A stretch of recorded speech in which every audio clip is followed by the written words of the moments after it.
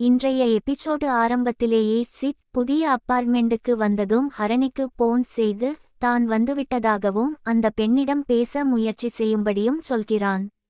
ஹரணி தனக்கு வேலை இருப்பதாக கூற, நம்ம பையன் எல்லாத்தையும் நான் பார்த்துக்கிறேன் என்று சொல்லிவிட்டு வீட்டிற்கு கிளம்புகிறான். இதற்கிடையில் கிரிஜாவின் வீட்டில் பெரிய பதற்றம் நிலவுகிறது. கிரிஜாவின் கணவர் இன்னும் வராததால் அவருக்கு மீண்டும் மீண்டும் போன் செய்தாலும் சுவிட்ச் ஆஃப் என்றே வருகிறது. அதனால் மாப்பிள்ளை வீட்டாரை சமாளிக்க முயற்சிக்கிறார்கள். ஆனால் அவர்கள் மதுவையும் கிரிஜாவையும் அவமரியாதையாக பேசி கிரிஜாவின் குடும்ப வாழ்க்கையையே கேவலமாக விமர்சிக்க ஆரம்பிக்கிறார்கள். இதை கேட்ட மது கடும் கோபத்தில் வெடிக்கிறாள். எங்கள் அம்மாவை பற்றி இன்னொரு வார்த்தை பேசினால் பல்லை உடைத்து விடுவேன் என்று நேரடியாக எச்சரித்து அனைவரையும் வீட்டை விட்டு வெளியே போகச் சொல்கிறாள். அப்போது சித்தும் கிரிஜாவும் வந்து இரு தரப்பையும் சமாதானப்படுத்தி வெளியே அழைத்துச் செல்கிறார்கள். நடந்த சம்பவத்தால் கிரிஜா மிகவும் மனம் உடைந்து அழுது கொண்டே இருக்கிறார். மறுபுறம் ஜக்குவின் வீட்டில் அனைவரும் கவலையில் இருக்கிறார்கள். கிளைந்தை பார்க்கச் சென்ற அப்பா இன்னும் வீடு திரும்பவில்லை.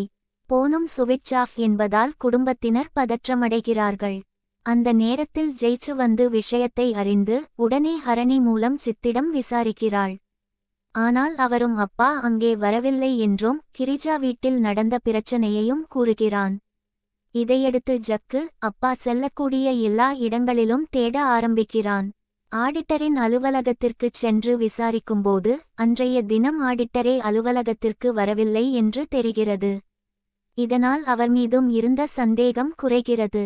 ஆனால் அப்பா எங்கே சென்றார் என்பது மட்டும் இன்னும் தெரியவில்லை. வேறு வழியில்லாமல் போலீஸ் ஸ்டேஷனில் காணாமல் போனதாக புகார் கொடுக்க முடிவு செய்கிறார்கள்.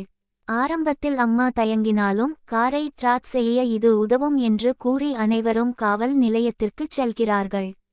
அங்கு சித்தின் அப்பாவை சந்தித்து மதியம் 3 மணியிலிருந்து அப்பாவை காணவில்லை என்றும் போன் சுவிட்ச் ஆஃப் என்றும் எல்லா இடங்களிலும் தேடியும் கிடைக்கவில்லை என்றும் கூறுகிறார்கள். அதற்கு அவர் காரின் நம்பர், போட்டோ மற்றும் மற்ற விவரங்களை கொடுத்துவிட்டு வீட்டிற்கு செல்லச் சொல்கிறார். ஆனால் அவர்கள் வெளியேறியதும் இன்ஸ்பெக்டர் தனது ரைட்டரிடம் அந்த நபர் எங்காவது செட்டப்பில் இருப்பார், இந்த புகாரை பெரிதாக எடுத்துக்கொள்ள வேண்டாம், உடனடியாக எந்த நடவடிக்கையும் எடுக்க தேவையில்லை என்று அலட்சியமாக கூறுகிறார். உண்மையில் அப்பா காணாமல் போயிருப்பது தெரியாமல் போலீசின் இந்த கவனக்குறைவான அணுகுமுறையோடு அடுத்த எபிசோடின் மீதான எதிர்பார்ப்பை அதிகரிக்கும் வகையில் இன்றைய எபிசோடு முடிகிறது.